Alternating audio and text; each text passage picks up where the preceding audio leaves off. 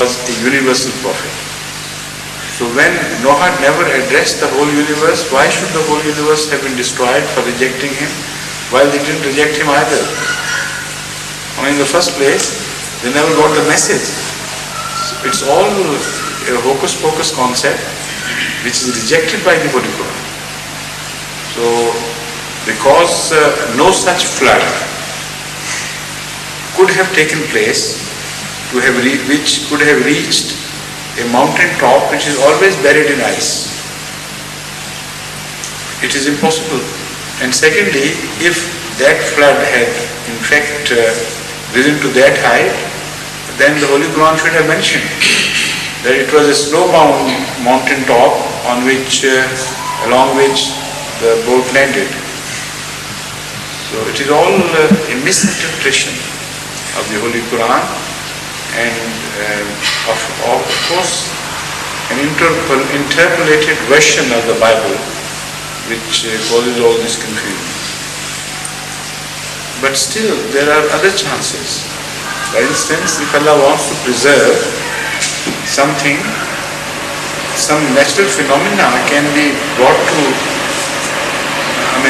could be gathered in one small place,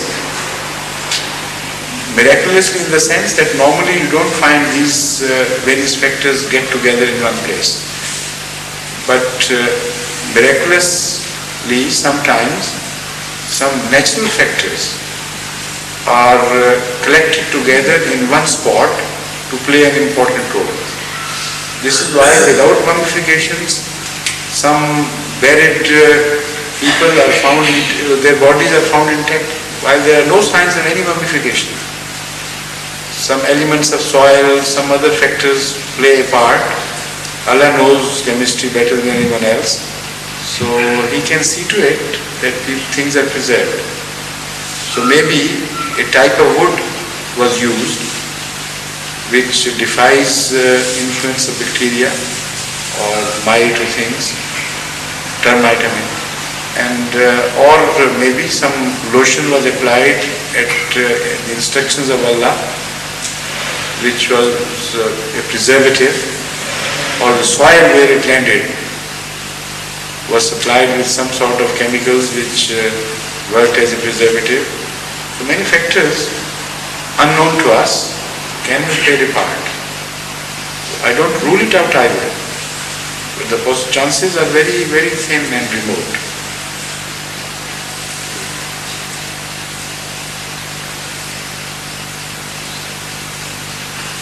Any other question? Because our professional questions are not here. We will have to cut it short. This is why I am lengthening intentionally the answers, so that we could reach the prayer time, the early end of the prayer time. Yes, please, Dr. Dawood Sahib, you have come to our aid. I told Sujani Sahib to be ready with some fundamental questions, so that if we need to fix the gaps to be filled.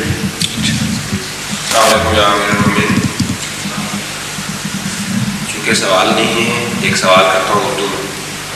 हज़रत मसीह मौद ने फरमाया, जो अपने भाई का गुनाह माफ़ नहीं करता वो ये जमात में से नहीं। ये बात मेरी समझ में नहीं आती। मैं रिक्वेस्ट यू टू एक्सप्लेन। बस क्यों समझ में नहीं आती? वो उस ज़माने में हज़रत मसीह मौद ने ये बात कही, ऐसे कौन से गुनाह हैं जो भाई कर सकता है भाई के लिए, और वो ऐसे कौन से गुनाह हैं जिनको माफ़ करना ज़रूरी है जमात अहमदिया में दाखिल होने के लिए? Correct. The fact is that that whole tone, the entire tone has to be correctly assimilated and understood before you begin to define a particular order in that Hamari Talim. You have just picked this out. This is what bothered me, which I wondered at. Why this particular injunction, while everything is said in the same tone, and many small things which you always do are mentioned there as prohibited, and if you do that, you don't belong to Meri Jamaat.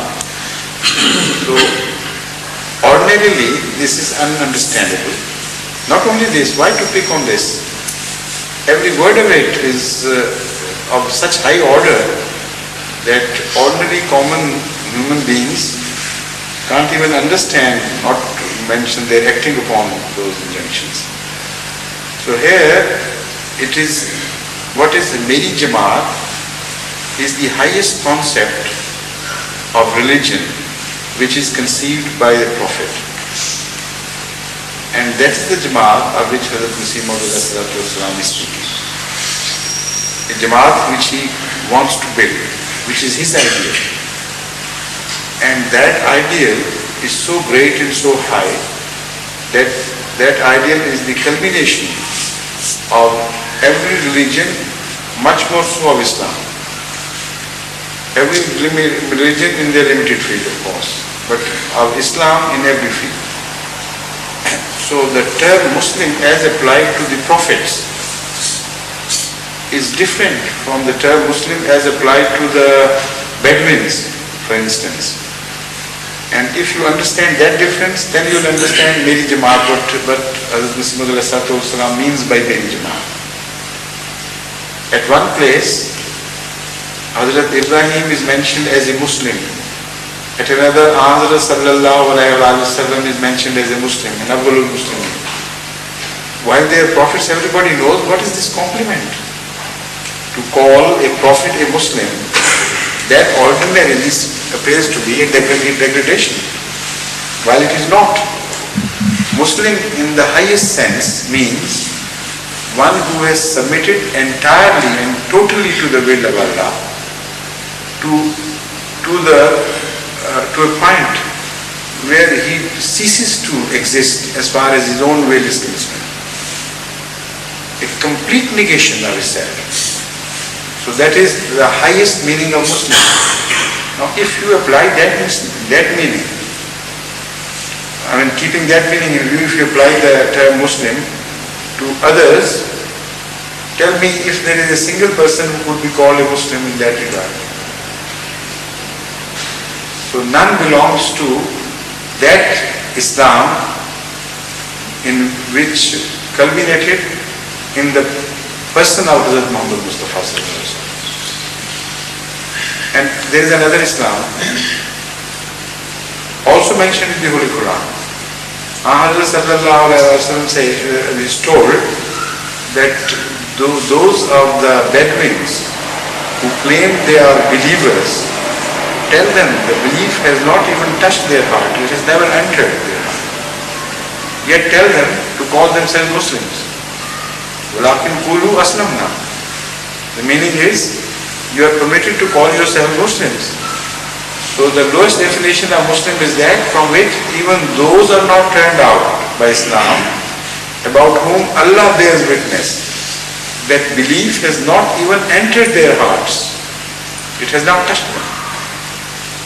Such people are called Muslims.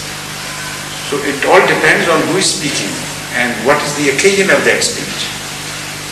So the tone of Hamari Taaleem is this, that Hazrat Masih Maud wants to make it very clear to every follower that this is my objective. This is where my heart lies. This is what I want you to be. Like the mothers say, oh my son, I wanted you to be that, or that, or that. And you're not a son as I expected, as I wanted to be. A tone much deeper in pathos and much more sincere, and in fact it is so charged with truth that there are no words for me to describe that tone, which has been adopted by Hazrat Masih Maud to express his desire, what he wanted the Jamaat to be, and in the mirror of that expectation of Hazrat Masih Maud, an Ahmadi can see his reflections. So if he cannot be of an order to belong to the highest expectation of Masih Maud, at least that mirror would continue to